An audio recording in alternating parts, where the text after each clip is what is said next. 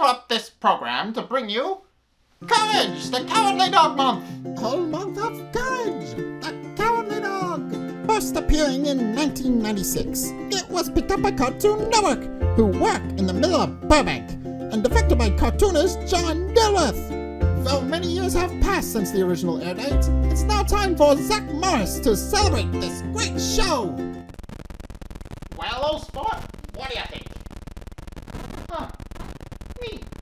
Hey guys, Zack here, and welcome back to Courage Month. So the episodes we're going to be reviewing today are The Great Tree of Nowhere and Robot Randy, both of which are kind of interesting and a really interesting way to start off the first season. So without further ado, let's get into it.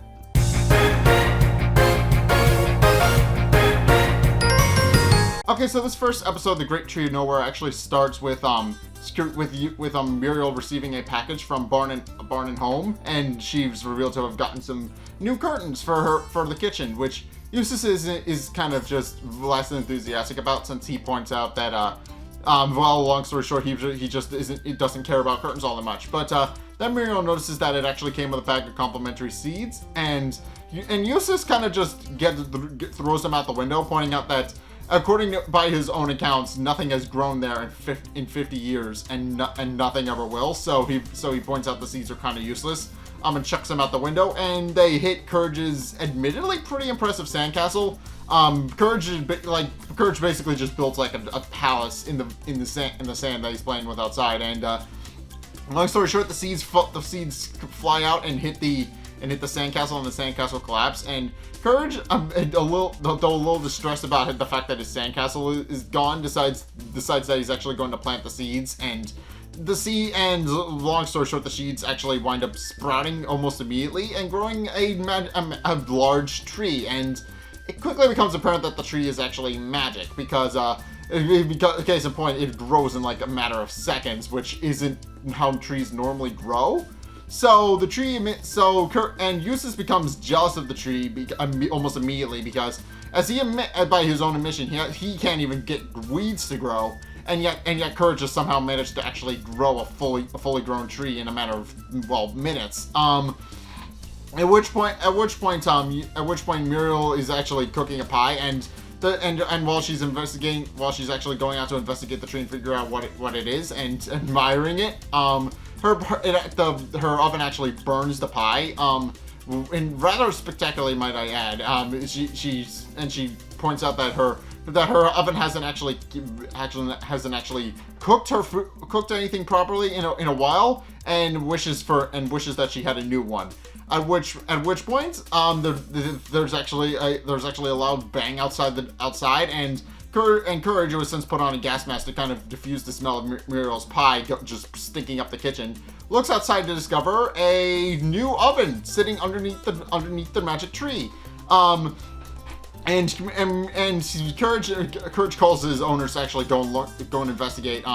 And Muriel notes that it is indeed a new oven, and asks Eustace to bring it in, and he does. Although it becomes quickly apparent that Eustace isn't really built to bring in heavy things. He's stumbling around all over the place. He's barely able to walk in a straight line, and when he finally brings it into the house, he throws out his back for a little bit and has to crack it to get himself back into a standing position. At which point Muriel is happy with her new oven, and is very happy with the fact that that's almost as if Courage actually provided her the new oven, which is indeed what happened. He planted the tree, and the tree granted her wish and gave it to her. And then later that day, Courage is actually playing in the sand again, trying to build a new sandcastle, and his excavator toy that he's playing with breaks. He's playing with a little toy excavator car that he's playing with to actually kind of dig up some of the sand, and it breaks, and he starts thinking to himself, he wished he had a new excavator. So the tree quite literally provides him one. It provides him an actual fully sized excavator, not like one of the little toy ones he plays with, an actual real one, an actual heavy duty construction equipment one.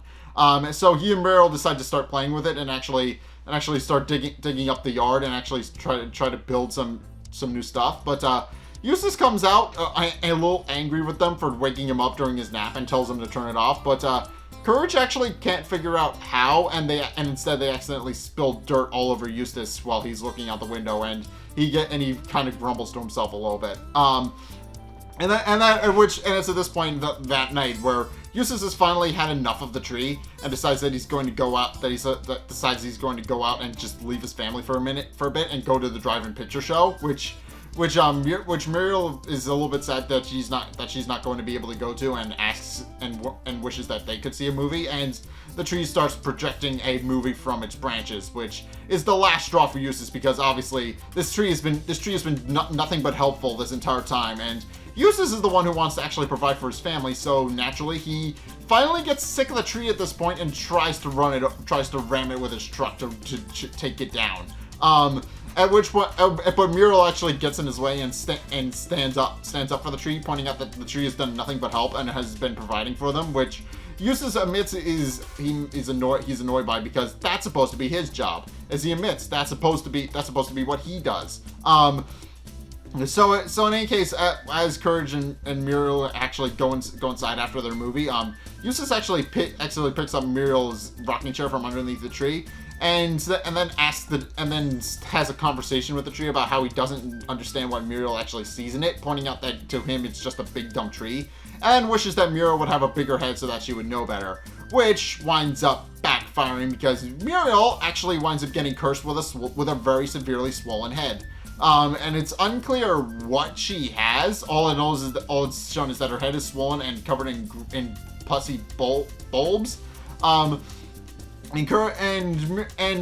Eustace quickly realizes that this is serious, and realizes he needs to call somebody to actually investigate. So he calls Dr. Vindaloo, who, as I've established, it doesn't really help all that much. He does some investigations that he claims are the most advanced to test known to medical science, but all he does is he beats it with a squeaky hammer, he cranks it with a wrench, he does a couple of other stupid things that you would never expect a doctor to actually do. And also, I should mention that doctors used to make house calls, but not anymore. That actually is no longer a thing. So yeah, Dr. Vindaloo is here because doctors used to make house calls, but that's no longer a thing. I don't know why. I don't know why they no longer do that, but Dr. Vindaloo merely responds that that is nothing to worry about, but remarks that there's nothing he can do, and then he leaves. At which point Eustace points out that this is all Courage's fault, and that he should have gotten rid of that tree when he had the chance. And then he proceeds to go out into the shed. At which point Courage, out of options because Dr. Vindaloo obviously was no help, he decides to go to the tree and beg it to actually help him. At which point the tree is revealed to be sentient and alive, and it tells and reassures Courage, although Courage is initially very surprised that the tree is actually talking and actually screams when he first sees it. And also the tree is a very jarring live-action segment, but that's beside the point. But the tree then proceeds to tell Courage that there actually is indeed a cure for Muriel's affliction, and that it will take 3 days to prepare. But it also laments that in 3 days it'll be chopped down, which Courage is sad about. But the great tree responds that it doesn't really matter, because in the grand scheme of things, if his being chopped down is able to save one life, then that's all that really matters. At which point Courage then proceeds to go into the shed to figure out what Eustace is actually doing, and in the barn, Eustace is actually polishing his axe to actually try and chop down the tree so that he can actually chop it down. Which Courage is very upset about, and realizes he needs to actually defend the tree from Eustace. So using his excavator that the tree has gifted him, he actually builds a massive sandcastle with a moat, and also creates some instant eels, which, as a recurring bit throughout this episode, actually sing several bars from Danny Boy, when they're not trying to viciously attack people. But in any case, Courage then proceeds to prepare for Eustace's onslaught, and Eustace actually shows up in some kind of caveman outfit, in a very barbaric all dressed in furs and stuff, and he shows up in his plane to actually try and charge into the fort, but Courage stops him by throwing his marble set at him, which Eustace then proceeds to slip on. So Eustace tries again, using a giant rock to actually propel himself into the castle walls, and Courage is initially going to try and bat him away with a baseball bat, but that doesn't wind up working, and it doesn't really matter because Eustace winds up hitting the wall and falling into the moat anyway. So Eustace winds up getting bitten by the eel, which he gets bitten by several times. And the third time, Eustace actually decides to catapult his way into the fortress, and it actually doesn't work because Eustace actually winds up not predicting his trajectory right, and he just winds up falling into the moat regardless of what Courage actually does. And it's at this point where they actually sing a bar of Danny Boy together before the eel bites him and eats him. At which point, Courage actually gets a call from Dr. Vindaloo telling him that he's actually found the cure. So Courage actually takes Eustace's truck and drives over to Dr. Vindaloo's office to actually go and pick up the cure. But it quickly becomes apparent that it's not the cure that Dr. Vindaloo is claiming it to be, because as Dr. Vindaloo claims, it'll cure Courage's broken leg, which isn't the problem at all. And that's kind of Dr. Vindaloo's character. He's not a very good doctor. But in any case, Courage, realizing that he wasted his time, then proceeds to get back into Eustace's truck and actually drive back to the farm. And during which time, Eustace and the tree have one final conversation where Eustace is finally able to actually chop the tree down, and the tree asks him if chopping it down will actually make him happy, which Eustace merely responds, kinda, because he kind of is annoyed with the tree providing for everybody. So obviously, yes, it is going to provide some short-term satisfaction by chopping the tree down. But in any case, Courage then proceeds to arrive at the house, realizing he's too late to actually save the tree, and actually goes to the highest point he can find in all of nowhere to actually go and let out a scream of anguish. And at which point he comes back to actually mourn the tree, but the tree, with its dying breath, tells him the cure for Muriel's affliction, which is to take some of the flowers from its branches, mix them with some hornet's honey, and then that will cure Muriel's affliction, and then the tree dies. So. And Courage actually does start crying and starts mourning the loss of the tree, but decides that it's not really that important, and that he should use the tree's sacrifice to actually cure Muriel. So he climbs around in the tree's branches until he finds what he needs, and grabs the flowers, and then climbs into a hornet's hive to actually get the hornet's honey, which winds up resulting in him getting stung horribly. And by the next sting scene, we actually see all the stings that he received, and he's just messed up. He is messed up from climbing inside a hornet's nest to get hornet's honey. But in any case, he does succeed in actually mixing the two ingredients together and feeds it to Muriel, whose head returns back to normal, and Muriel is happy that that her head is finally returned to normal, and decides to celebrate to commemorate her recovery with a cup of tea, which Courage is happy about, and proceeds to join her in the kitchen. At which point it's revealed that the tree is in fact not dead. As it turns out, the tree actually, despite being chopped down, actually grew a flower in its place, and it's implied that it will eventually grow back into another beautiful magic tree of nowhere. But meanwhile, Eustace, for his arrogance, is granted the same affliction that he gave Muriel's, because he chopped down the tree, and for abusing the tree's power, he is cursed with the same affliction. So ultimately, Eustace winds up learning his lesson pretty severely, not to chop down magic trees, and also not abuse their magical gifts to actually spite your loved ones. So Eustace actually learns a pretty significant situation from that. But in any case, that's my review of the Great Tree of Nowhere. On to the next review.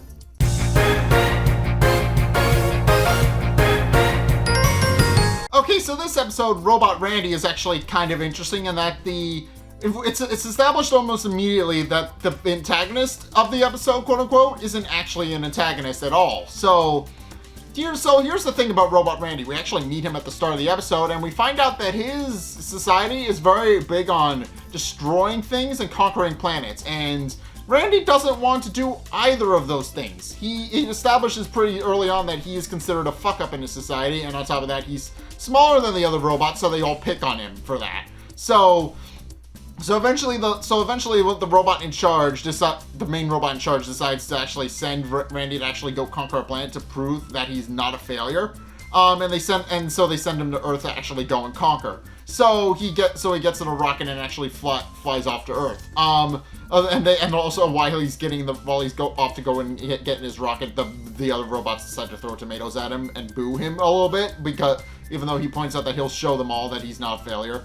And he does eventually arrive at the Bag Farm, where the family is currently going about their day-to-day activities. Eustace is fixing his car while Eustace and Courage are Muriel and Courage are actually helping tune her sitar so that she's actually able to actually play it properly. And it's at this point where Robot Randy touches down in his rocket ship with a big flag and actually sticks the flag in the ground where the bag's water pump used to be now. So now there's a big flag where the water pump used to be.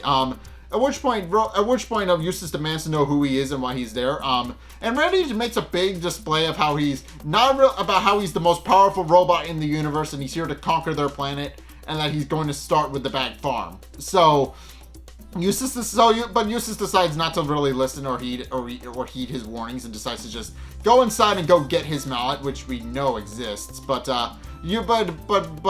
Randy, in retaliation for Eustace's arrogance, actually destroys the farm with him in it. And at which point they're all forced to basically be Randy's slaves for the rest of the episode and actually help him build all of his build a whole bunch of monuments and do a whole bunch of other things for him. They're asked to actually mine stone while Randy is actually whittling away at pieces of the barn to actually make into things, which we will see in a bit. As Courage, Eustace, and Muriel actually mining away in the trenches that Randy has dug for them and force them to mine in. Courage gets a little delirious from all of the hard work that he's been doing and accidentally slams his pick down on Eustace's foot, with Eustace retaliating by trying to strangle Courage, but Randy just yells at them to get back to work. Which Courage does immediately, but Eustace is refusing to because Courage slammed his foot and doesn't want to because Randy can't, as he says, Randy can't make him. But Randy then retaliates by shooting Eustace with the laser blaster built into his head. So it quickly becomes apparent that Randy has a no nonsense attitude toward conquering new planets. Even though he admits he doesn't want to conquer planets early in the episode. So they force it. So in any case, it then continues with Courage, Muriel, and Eustace actually stamping mud. And Eustace decides to actually torment Courage throughout all this by actually flinging mud at Courage's face. And Courage eventually gets sick of it and tells Muriel what's going on, and how Eustace is actually throwing mud at him. So Muriel actually scolds Eustace for throwing mud at Courage, pointing out that that's hard enough as is, and they don't need Eustace adding onto it. But Eustace merely responds that the dog isn't being punished hard enough and continues throwing mud at him and laughing.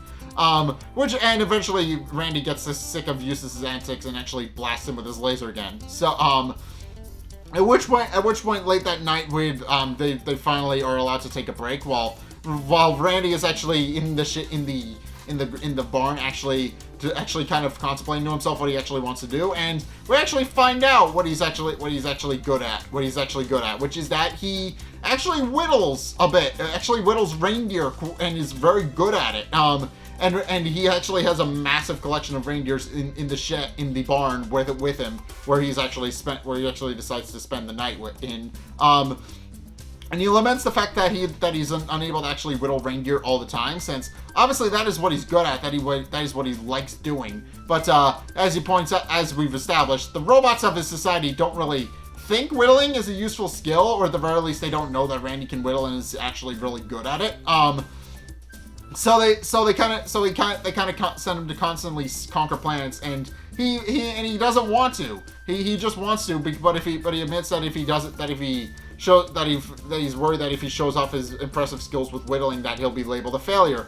And then throws one of his reindeer out the window in frustration. Courage overhears all of this and actually picks up the reindeer, and the next morning he actually sews the reindeer statue to Eustace and Muriel, and Muriel asks if he made it, but Courage merely responds that he didn't, so Muriel asks where he got it instead, at which point Randy scolds all of them before Courage can actually elaborate where it came from, and Courage is just forced to shove it in his pockets that aren't really pockets, and get back to work. And it's at this point where they're asked to actually move a giant stone for Randy up a giant ramp. During the entire sequence, Muriel actually passes out, and Courage tries to help her recover by giving her some water and fanning her until she cools off. We're leaving Eustace doing all the work, and Randy eventually shows up and tells them to get back to work. And Eustace, realizing that the two of them, that Courage actually isn't helping, and Courage at this point has actually picked up Muriel so that he can actually get back to work and has actually started pulling the rope with his teeth. Eustace decides to just let go of the rope and let the stone fall, and Courage's teeth come straight out, and in the process, the rock actually knocks over all of Randy's statues, and Randy is not happy with it. So Randy decides that he's had enough of them, and decides to actually punish them for making him a failure. So he picks up Eustace and Muriel and threatens to crush them. But Courage decides to actually challenge Randy's authority, and decides to challenge him in order for him to actually leave and go home. So Randy decides to take Courage up on his offer, and actually sticks Eustace and Muriel in a pit with the giant rock from earlier to actually, and if Courage isn't actually able to defeat him in a breakdancing match before the stone crushes them, then Randy will have successfully shown off his authority and will have successfully beaten Courage. But Courage and Randy then proceed to breakdance a little bit, and decide to show off their sick dance moves. While Courage is easily able to do it, Randy eventually goes a little overboard doing a spin technique, and winds up flying into a rock, which Courage is happy about because that means he won. At which point Randy proceeds to lament on the fact that he's actually a failure, and decides to actually spare Eustace and Muriel's life as per their agreement. So he grabs the rock before it can fully crush them and pulls it out, and Eustace and Muriel actually climb out of the hole, and Courage actually comforts them and makes sure they're all right. At which point Muriel then decides to actually thank Randy for sparing their lives, pointing out that he truly isn't such a bad robot after all. But Randy merely continues to lament on the fact that he's a failure and that he's not good at anything. But Muriel only encourages him that he has to be good at something, since nobody's good at nothing. At which point Randy points out that he actually does like the whittle a little bit, and Courage then proceeds to pull out the reindeer statue he found, and Randy is happy to be reunited with the statue and asks Courage where he found it. At which point Muriel asks him if he made it, and Randy merely responds that he did, which pointing out that he likes to make reindeer statues, but obviously he doesn't get the opportunity to very often, so he's just kind of told to conquer planets instead, because he's always worried about what the other robots will think of him. So, but with Courage and Muriel's prompting, he actually decides that he actually is going to embrace what's special about him rather than what's special about everybody else, because he wants to actually show off that he can actually make these little figurines. And Courage eventually gets an idea of how he can do that, which is that he can actually go back to his home planet and sell them to everybody else. So he can actually use that to prove that he's actually able to successfully conquer to successfully do something. And Randy actually thanks them for their words of encouragement and their ideas. And points out that while he can't undo what's been done, he provides them with his entire reindeer collection, which Eustace remarks they can use to actually turn into wood to actually fix the barn and everything else that Randy has destroyed. So, and with that, Randy then takes his leave and goes back to his planet to sell reindeer, which winds up earning him the respect of his fellow robots, and he's actually rewarded a gold star for his efforts, and is actually officially recognized that to not be a failure, since obviously if he can make reindeer statues, then obviously he's not the failure that everybody thought he was. Except for the one robot who wondered if Randy could make anything else because he doesn't like reindeer. So Randy just blasts him with his laser for giving him lip. So yeah, overall this episode is just interesting in that the antagonist was mainly just forced into an antagonistic role by a society who didn't think he could be good at anything. They wanted him to conquer planets, but he wanted to make reindeer. He didn't want to do any of that. But when he eventually meets the Bag family and after enslaving them for a bit, realizes that he should embrace what's special about him rather than worrying about what everybody else is going to think of him. When he demonstrates that he can actually make reindeer, that is when he decides to stop being a failure, because he's not a failure. He was worried about failure, but in actuality, he just wasn't trying to express himself. He wasn't trying to express that he can actually do things. Just he was a little concerned that his society wouldn't actually care for the things he wanted to do with his life. But in any case, that is my review of Courage the Cowardly Dog. What did you guys think? Let's get discussing in the comment section down below, or over on my Discord server, link in the description. Anyway, thank you guys so much for watching. If you enjoyed, be sure to like, comment, and subscribe. Also, be sure to follow me on Twitter in the description below. Be sure to check out my Patreon in the description below as well. It's only a couple bucks a month. It really helps me out, and you guys get access to a bunch of cool perks, so I'm always saying thanks. So be sure to check those out in the description below as well. Also, be sure to check out my Twitch channel in the description below as well. I am streaming horror games every Sunday for 2:30 Eastern Standard Time to go along with Courage Month. So if you guys want to see those, by all means, again, link is down in the description. Just be sure to go check that out. And finally, if you want to see more content from me, then there's actually 2 ways you can do that. One is by checking out the videos linked in the end screen.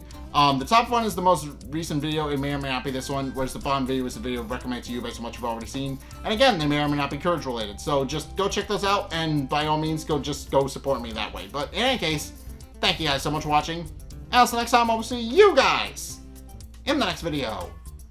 Peace!